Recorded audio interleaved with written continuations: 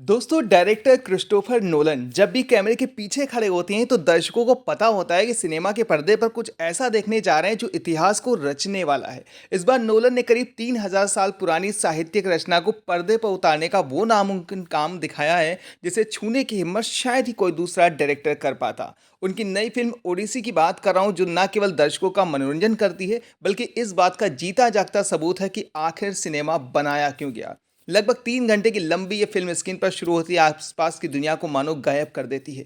आपके पास ओडिसीज के उस महासफर पर ले जाती है जहां पर भावनाएं, हैरत अंगेज एक्शन और पौराणिक गाथाएं आपस में मिलकर एक मैजिकल एक्सपीरियंस बुनती हैं। मैट डेमन, टॉम हॉलैंड और एनी एथवे जैसे सितारों से सजी ये फिल्म बड़े पर्दे पर सिनेमाई विजुअल्स की एक नई परिभाषा लिखती है, जिसके बारे में आज हम आपको बताएंगे आपके अपने इस यूट्यूब चैनल पर।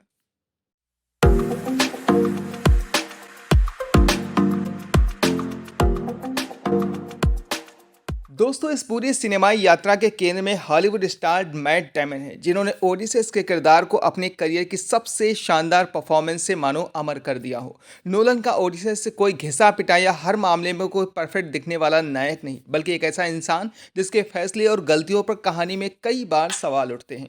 डेमन ने एक ऐसे योद्धा के किरदार को बड़ी खूबसूरती से जिया है जिसके सबसे बड़े हथियार उसकी तलवार नहीं बल्कि उसकी कुशाग्र बुद्धि और कभी ना हारने वाला जज्बा। ट्रोजन हाथ से बचकर भागने की रणनीति या जादूगरनी सरसी के जाल में अपनी सेना को निकालना हो या डेमन के चेहरे पर अपने घर लौटने की छटपटाहट, दर्द और पछतावा मानो साफ दिख रहा हो। स्पाइडरमैन के रूप में सालों तक दुनिया को बचाने वाले टॉम हॉलैंड इस फिल्म के बिल्कुल अलग और संवेदनशील अवतार में आपको नजर आने वाले हैं। साथ ही साथ फिल्म का एक बेहद इमोशनल कर देने वाला वो सीन जब टेरी मैकस ने अपने पिता ओडिशस के एक पुराने साथी से उनके बारे में सुनता है। उस वक्त बिना कुछ बोले उसकी डबडबाई आंखें दर्शकों के मानो दिल को छू जाती हैं। फिल्म में एनी हैथवे ने पेनलॉप के किरदार में बड़ी बेहतरीन एक्टिंग की है। उम्मीद और जिम्मेदारी के बीच झूलती एक मजबूत महिला के जज्बात को गहराई से महसूस कराती है फिल्म। तो दूसरी तरफ जेंडाया का स्क्रीन टाइम भले कम हो लेकिन जितनी देर स्क्रीन पर रहती है वो अपनी जादुई मौजूदगी से दर्शकों का ध्यान खींचती है। नोलन की इस फिल्म की सबसे बड़ी खूबी तो यह है इसमें किरदारों की एक बहुत बड़ी फौज, लेकिन निर्देशक ने किसी भी कलाकार को जाया नहीं होने दिया। रॉबर्ट पैटिंसन से लेकर अगर बात की जाए सिनोन नाम के धोखा खाए सैनिक तक शांत लेकिन गहरे दर्द को पर्दे पर बड़ी शानदार तरीके से उतारा है। वैसे द ओडिसी सिर्फ देवताओं, राक्षसों और चमत्कारों राजाओं की कोई काल्पनिक कहानी नहीं कह सकते बल्कि युद्ध की भयानक मानवीय कीमत को भी पूरी संवेदनशीलता से रेखांकित करती नजर आती है। एक चीज़ और कहूँगा, इतनी शानदार ऐतिहासिक बैकग्राउंड वाली कहानी में कुछ बेहद मामूली कमियां नजर आती हैं जो नोलन की बनाई इस प्राचीन दुनिया से दर्शकों का ध्यान कुछ पल के लिए भटका देती हैं। वैसे एक बात कहूँगा, नोलन ने इस गंभीर और भारी भरकम कहानी के बीच दर्शकों के चेहरे पर मुस्कान लाने के लिए बेहतरीन ह्यूमर का इस्तेमाल किया है। एक चीज़ और कहूँगा, क्या तुम कभी चींटियों से बात करते हो? ये लाइन सिर्फ दर्शकों को हंसाती नहीं बल्कि देवताओं की विशालता के आगे इंसान की हैसियत को भी बड़ी गहरी चोट के साथ बयां कर जाती है।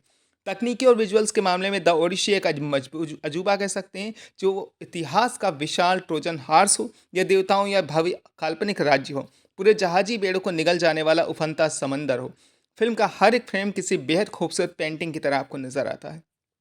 फिल्म के लंबे और बिना कट वाली लड़ाई के दृश्यों को देखना इस बात का एहसास कराता है कि इसके पीछे कलाकारों और क्रू ने कितनी कड़ी रिहर्सल और कितनी कड़ी मेहनत की होगी। बैकग्राउंड से बजने वाला म्यूजिक उन दृश्यों और प्रभावों को 10 गुना ज़्यादा बढ़ाता है जो इस महागाथा को हमेशा के लिए यादगार बना जाता है। तो आई होप की जानकारी अच्छी लगी होगी। तो इस जानकारी के साथ साथ वीडियो को लाइक शेयर कमेंट करने के साथ हमारे यूट्यूब चैनल पर नए आए हैं तो जल्दी से ऐसी फिल्मों के बारे में जानने के लिए इसे सब्सक्राइब करना और अपनों तक शेयर करना बिल्कुल ना भूलिए।